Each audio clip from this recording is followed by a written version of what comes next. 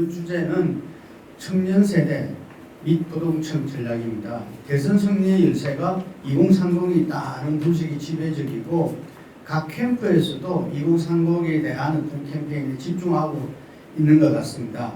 가장 뚜렷한 스윙 보트가 바로 2030이다. 모든 여론조사에서 그래 나타나고 있는데요. 2030 대선 전략과 공약 각 당 입장에서 말씀해 주시기 바랍니다. 먼저 이태규 총괄본부장님 부탁드리겠습니다. 우리가 청년 문제 하지만 사실 청년 문제는 어떻게 한국 사회가 안고 있는 구조적 모순의 집합체다 이렇게 생각이 들고요. 그런 측면에서 우리가 청년 문제를 접근하는 것은 저는 이제 문제의 심각성과 좀 진정성이라고 이렇게 생각합니다. 그동안 정치권에서는 청년들을 단순히 기성세대 정치하다 농원 대상으로 이렇게 여겨왔지만 이제 청년 세대들이 정치의 중심으로 이번 대선부터 본격적으로 어떻게 보면 지난 재보궐선거 때부터 본격적으로 등장하고 있는 것이 아닌가 이런 생각이 들고요. 그래서 청년에 대해서 진정성 가지고 접근해야 된다 정치권이. 두 번째는 지금 젠더 문제나 이런 부분에서 이대나 미대냐로 가르는 그런 어떤 정치 행태가 있다면 그것을 반드시 바꿔야 되겠다 이런 것이고요. 결국 이제 기회의 공정 문제, 또 주거 문제, 보육 문제, 또 연구 문제 이 모든 부분들은 사실 남녀의 문제가 아니라 청년 공통의 문제이기 때문에 그런 우리가 우리 사회의 어떤 개혁의 과제로서 공통적으로 같이 노력해야 될 그런 과제가 아닌가 생각이 들고요. 저는 아까 장 의원께서도 말씀하셨지만 사실 이 청년 세대가 가장 건강한 세대라고 생각이 듭니다. 그래서 이 기성세대 부패 문제, 불공정, 반칙과 특권, 기득권 이런 부분을 인정하지 않고 이념과 진영으로부터 좀 자유롭고 이 공정과 실력이나 이런 거를 추구하는 세대라면 저는 이 청년 세대들 때문에 우리 사회가 그래도 지속 가능한 미래를 담보해낼 수 있지 않겠니까 이런 기대를 갖고 있고요. 그런 측면에서 안철수 후보는 지난번 5개의 시리즈로 해서 청년 정책의 종합 정책을 발표를 했습니다. 그래서 어떻게 청년들이 바라는 기회의 공정을 실현해 줄 것인가. 또 남성의 경우에는 군 복무가 어떻게 버리는 시간이 아니라 자기 개발과 어떤 자기 축적의 시간으로 가질 수 있을 것인가. 주거 문제를 어떻게 해결해 줄 것인가. 어떻게 청년의 노후를 해서 연금을 개혁할 것인가. 또 이 경력단절 이런 걸 막기 위해서 어떻게 보육시설 제도를 갖출 것인가. 이런 부분에서 종합적으로 대안들을 발표해서 말씀드린 바가 있습니다. 네, 정의당 장혜연 공동선대위원장님 부탁드립니다. 네, 지금 양당에서는 국민의힘과 더불어민주당 양당에서는 청년 유권자들을 주로 성별로만 갈라쳐서 표를 얻으려고 하고 있지만 정말로 2030 청년들의 현재의 고통 그리고 미래의 삶을 생각한다면 2030 청년들을 대상으로 하는 전략은 청년들의 먹고 사는 문제를 중심에 두어야 한다고 생각합니다. 사회에 진입해서 열심히 일하면서 사회 속에서 자신의 자리를 잡아 나가야 하는 시기이지만 좋은 일자리 자체 그리고 일자리 자체가 드문 이런 저성장 시대에 각자 도생의 엄혹함 속에 고립돼서 미래가 없다고 느끼고 있는 청년들에게 사회로의 든든한 연결고리, 즉 사회적 연대를 느낄 수 있도록 하는 정책이 절실합니다. 아무리 노력한다고 하더라도 지금은 좋은 일자리 자체가 드문 시대입니다. 청년들의 대부분은 노동권의 사각지대인 플랫폼 노동 그리고 불안정 노동으로만 내몰리고 있습니다. 최근에 우리나라 청년 확장 실업률을 보면 코로나19 확산으로 인해서 26%, 27%까지 치솟고 있습니다. 최근에는 그래도 20%대로 조금 감소하고는 있지만 실제로 잘 들여다보면 아르바이트를 해서 취업자로 잡히고는 있지만 사실상 한편으로는 여전히 취업 준비를 하고 있는 경계 청년들이 전체 청년의 25%에 달합니다. 대기업 정규직이 아니라고 하더라도 일하는 모든 청년들의 인간답게 일하고 또 인간답게 쉴 권리를 보장하는 것이 중요합니다. 심상정 후보의 주 4일제 공약에 가장 폭발적으로 반응하고 있는 것 또한 2030 세대입니다. 이는 단순한 공약을 넘어서서 하나의 사회적 비전이기에 가능한 반응이라고 저는 생각합니다.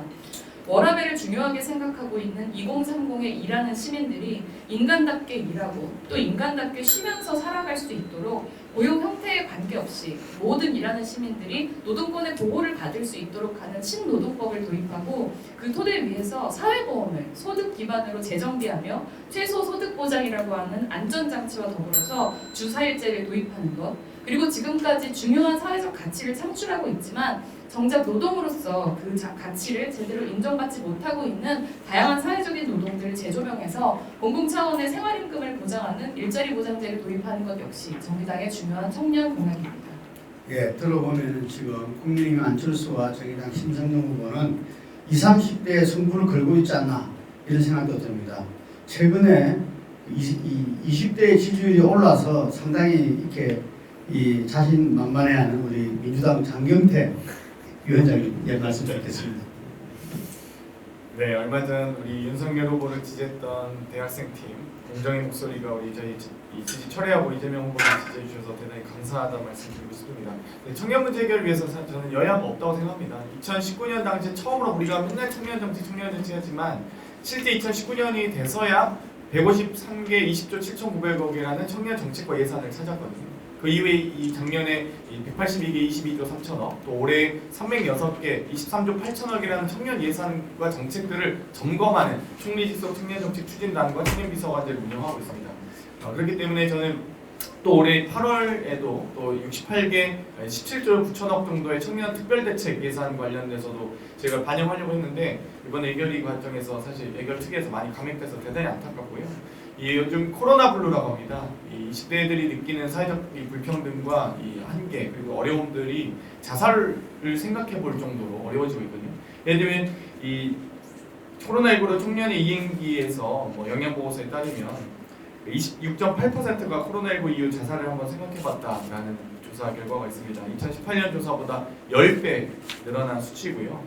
여러 가지 청년들의 어려움들이 가장 직격탄을 맞고 있기 때문에 실제로 가구소득 증감이나 이 총자산 증감, 순자산 증감률을 보면 전 세대가 코로나 상황에서 다 들고 있는데 20대만 유독 이 정체대가 오히려 줄어들고 있습니다. 그런 상황에서 느끼는 어떤 사회적 어떤 박탈감 더 크다 이렇게 보고요.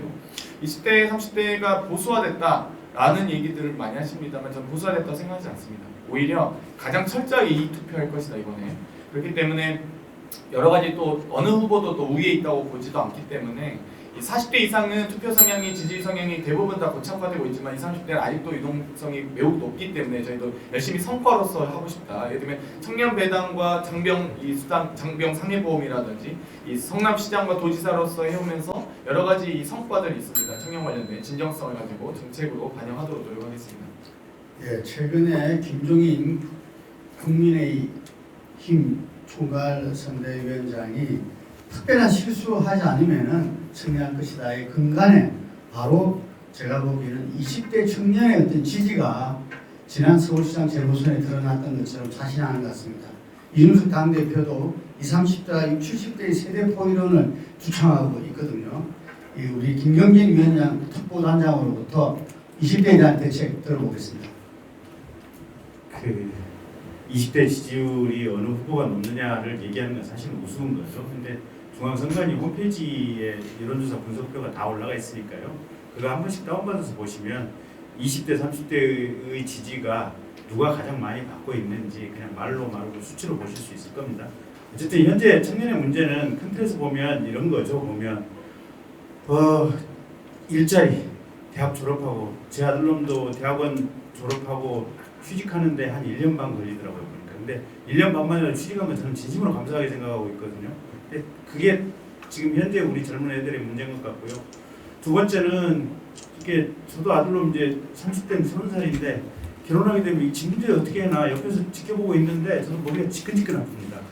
실제로 이 부동산에 대한 문제, 자산 가치가 워낙 올라가지고 이걸 어떻게 부동산 사는 건커녕 전세 들어가는 것도 이게 보통 문제가 아니니까요. 전세 들어가는 것도 이게 전세 대출금 마련하는 것도 쉽지 않은 상황이니까 어쨌든 그런 문제들. 그다음에 이제 20대 초반 초중반까지만 해도 이 공정의 문제들이 있는 것 같아요. 보면 그러니까 조국 사태를 통해서 우리가 봤듯이 우리는 생각지도 못하고 그런 게 있는지도 몰랐는데 무슨 아버지를 통해서 무슨 인턴, 무슨 경력, 무슨 봉사활동 이렇게 해가지고 그 대학교 들어가는 경로가 지금 수만 가지라는 거 아니겠습니까?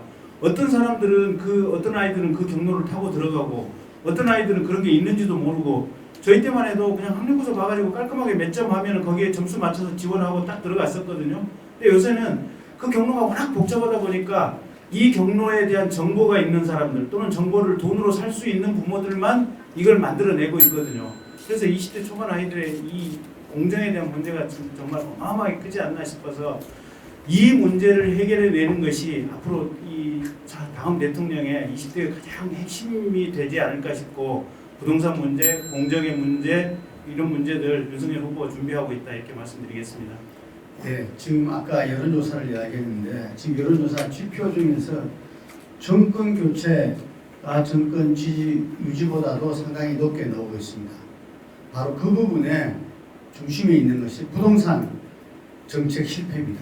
그 부동산 정책이 아마 이번 대선에 있어서 정책 공약 중에서 가장 우선시 되지 않나 보는데요. 거기에 대해서 각 당과 후보의 부동산 정책 주요 대책을 말씀해 주시기 바랍니다. 이번에는 장경태 민주당 추진위원장부터 시작하겠습니다. 저희가 그 부동산 정책이 가장 아프고 좀 부족한 부분이었다고 생각을 합니다. 하지만 여러 가지 부동산 정책을 1, 2년, 뭐 짧게는 한 5년 이상 걸리는 일이기 때문에 여러 가지 도시계획을 해야 되고 또 그 도시계획 과정에서 이 준공 허가부터 해서 여러 가지 허가 절차들도 매우 복잡하기 때문에 이 여러 가지 좀 단순하게 단기간적으로 생각할 수는 없다 이런 생각을 하고요. 이 소위 부동산 정책 관련된 주요 정책 수단으로 공급 인허가, 과세 대출, 금리 이렇게 5개를 뽑는데 금리는 뭐 저희가 저금리 기조를 유지하고 있고 전체적으로 이 공급과 인허가에 대한 부분 또 과세나 대출에 대한 부분들이 대부분 사실 좀 정부에서 좀 너무 몰아세우기 위주로 가진 게 아니냐 이런 생각도 있습니다. 작년 뭐 6.17 대책부터 7.10 대책, 8.4 대책까지 공급보다는 사실 과세나 이 대출을 규제하는 쪽으로 많이 했던 부분은 아쉽게 생각하고요. 하지만 그럼에도 불구하고 한편으로는 이 전 정부와의 부동산 정책이 연결될 수밖에 없다 이런 말씀 드리고 싶습니다. 2013년 당시에 4.1 대책과 8.28 대책을 할 때 박근혜 정부는 주택시장 안정화라는 표현을 씁니다.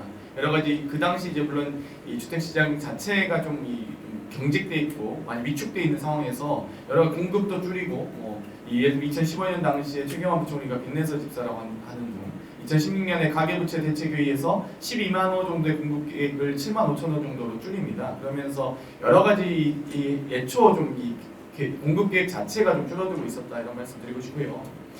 한편으로는 여러 가지 제가 앞서 말씀드렸듯이 이 부모님의 자산의 핵심은 사실 부동산인데 청년 세대가 따라갈 수 없는 진입 장벽이 가장 높은 부분이 부동산이기 때문에 거기에서 생기는 박탈감들이 매우 크거든요. 그래서 저도 사실 국토위에서 사실 작년 7.10 대책 나왔을 때도 LTV 50에서 40 줄일 때도 안 된다. 아파트 가격이 예를 들어 1억을 올랐을 때 그 1억을 소득을 자산으로 전환할 수 있는 청년 세대가 없기 때문에 청년만큼 LTV 최소한 보존을 해줘야 된다. 그 격차를 이 소위 아파트 가격 상승으로 인한 격차를 대출로서 보완해야 된다라고 조장하기도 했습니다. 이번에 사실 제목을 저희 패배 이후에 여러 가지 부동산 특별 대책을 통해서 이 LTV도 다시 완화하곤 했습니다만 그런 부분을 저희가 앞으로 부동산 정책을 차근차근 발표해 나가도록 하겠습니다. 네, 다음은 국민의힘 김경진 특보단장님 부탁합니다. 윤석열 후보의 부동산 정책의 핵심은 민간 공급을 늘리도록 하겠다. 이게 가장 근간이 되는 핵심입니다.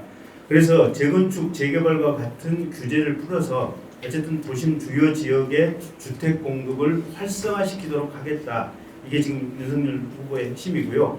그래서 현실적으로 보면 용적률 높이겠다. 그 다음에 현실에 맞지 않는 재건축, 재개발 관련 규제는 전면 재조정해서 민간이 많이 참여할 수 있도록 하겠다. 이게 핵심이고요. 그 다음에 역세권이라든지 이런 데 땅을 확보해서 이런 부분에 부동산 건축이 많이 이루어질 수 있도록 현실적으로 부지 확보를 위해서 노력하겠다. 그 다음에 이제 청년이라든지 또 신혼부부를 위해서는 원가의 주택을 분양받도록 하겠다. 그래서 일정 기간 거주하고 만약에 대파할 경우에는 최소한 시세 차익 70% 이상은 보장받도록 하겠다. 이런 내용입니다. 그래서 역세권 같은 경우는 지금 현재 용적률이 기존에 한 300% 정도 되는데 이걸 500% 이상으로 높여주겠다. 그리고 이렇게 하다 보면 공급한 물량이 많이 늘어나게 될 텐데 이렇게 늘어난 물량 같은 경우는 일종의 공공적 성격이 있으니 이 부분은 최소한 50% 정도를 기부 체납받아서 공공의 부동산, 신혼부부라든지 젊은 청년을 위한 부동산 용도로 공급을 하게 되면 추가 비용 없이도 공급이 가능하지 않느냐 지금 이렇게 얘기를 하고 있고요. 청년 원가주택 같은 경우는 윤석열 후보가 30만 호 정도는 공급하겠다 이런 계획을 가지고 있습니다.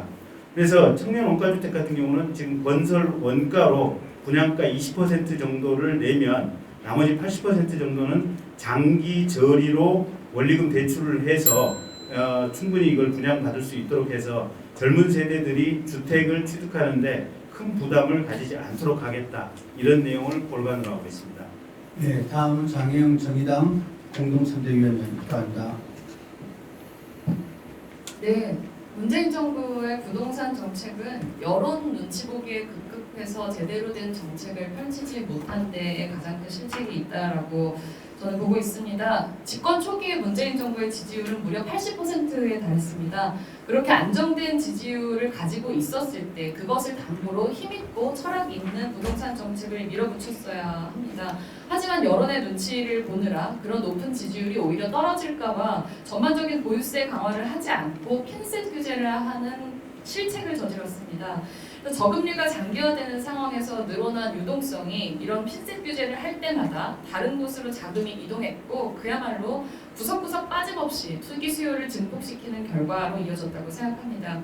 그래서 집권 초기에 높은 지지율을 바탕으로 보유세를 높이고 또 전세 대출 등 사각지대가 없이 철학 있는 대출 규제를 했다면 분명히 부동산 시장은 안정됐을 거라고 생각합니다.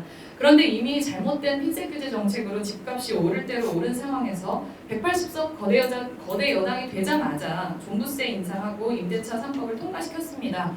물론 정책적인 기조에 있어서는 필요한 정책이었다고 생각하지만 타이밍이 가장 잘못됐다고 보고요. 이미 정책적인 신뢰가 낮아져 있는 상황에서 그만큼 반발 여론도 높았습니다. 그래서 4.7 재보궐선거에서 참패한 이후로 갑자기 기승전 종부세 탓을 하는 기류가 여당 내에서 형성되었고 결국은 올해 6월에는 재산세, 8월에는 종부세, 그리고 12월에는 양도세를 차례로 완화하면서 정책의 기본적인 기조 자체마저 뒤틀어버렸습니다. 그래서 문재인 정부의 부동산 정책은 그야말로 버티면 이긴다. 부동산 불패 신화를 다시 한번 확인시켜준 뼈아픈 정책이 됩니다. 그래서 향후 다행히 지금은 금리가 오르고 또 거의 극약 처방에 가까운 대출 규제를 하고 있기 때문에 부동산 시장이 그나마 좀 안정화되고 있는 상황인데요. 이를 공고하기 위해서 심상정 후보는 수요와 공급 전반에 걸쳐서 안정적인 대책을 내세우고 무엇보다도 주거 안정을 부동산 정책의 핵심 기조로 삼고 있는 여러 가지 정책들을 지금 내놓고 있습니다. 시간이 좀 모자란데요. 이따가 추가적인 시간에 더 구체적인 대책들에 대해서는 말씀드리도록 하겠습니다. 예, 이태규 국민의당 총괄본부장님. 네, 이 문재인 정권에서 발생한 이 부동산 참사를 이제 알려면 원인을 정확히 알아야 된다고 생각을 합니다. 그래서 저희들은 문재인 정권의 부동산 참사의 원인은 문재인 정권의 우주와 독선, 한마디로 인간의 건강한 욕망을 이해하지 못하고 시장에 대한 몰리에 따른 부동산 국가주의가 결국은 이 부동산 참사를 불러왔다 이렇게 생각을 합니다. 우리가 그동안에 내 집 마련한다는 것이 월세나 작은 전세를 살면서 아끼고 저축해서 조금 더 큰 전세로 옮겨가고 거기서 더 아껴서 은행 융자를 받아서 내 집 마련하는 이런 일반적인 이제 구조를 갖췄는데 이 선순환 구조를 정부가 잘 지켜줘야 되는데 그리고 이 선순환 구조를 지키기 위해서는 거기에 맞는 충분한 공급들이 뒷받침이 돼야 되는데 문재인 정권 들어와서는 이 주택 구입이나 이런 부분은 투기로 멋대로 재단한 다음에 그래서 이걸 억누르고 주택 공급을 차단하니까 결국은 부동산 시장에서 역작용이 일어나서 이런 미친 집값, 미친 전세값을 만들어 놓은 것이 아닌가 저희들은 그렇게 보고 있고요. 그래서 현재 부동산 문제를 해결하는 방법은 두 가지라고 봅니다. 하나는 충분한 물량의 공급이고요. 이것이 공공이든 민간이든 그래서 공공과 민간의 역할을 분담을 해서 충분하게 공급을 하는 것이고 두 번째는 실소유자, 실거주자에 대한 그 징벌적인 세금 제도를 개선하는 거라고 생각을 합니다. 세금이라는 것은 공동체 구성원의 정당한 노력의 결과물을 공동체에 기여하는 행위인데 이거를 징벌적 관점으로 접근하게 된다면 그때부터는 국가 사회에 대한 신뢰가 무너지고 사회적 균열이 일어날 수 있기 때문에 이런 징벌적 어떤 그 과세 이런 부분은 우리가 굉장히 신중해야 된다고 생각이 들고요. 조금 더 구체적으로 뭐 한두 가지 말씀드리면 안철수 후보는 청년들의 내 집 마련을 위해서 그 토지 임대료 안 10대 50만 원 이 부분을 줘서 저렴한 가격으로 들어올 수 있게 하고 또 45년 초장기 기준금리 적용에 모기지론을 약속을 했습니다. 그래서 우리 청년들이 집을 마련할 수 있도록 그런 제도적 설계를 갖추고 있다 이런 말씀 좀 드리겠습니다.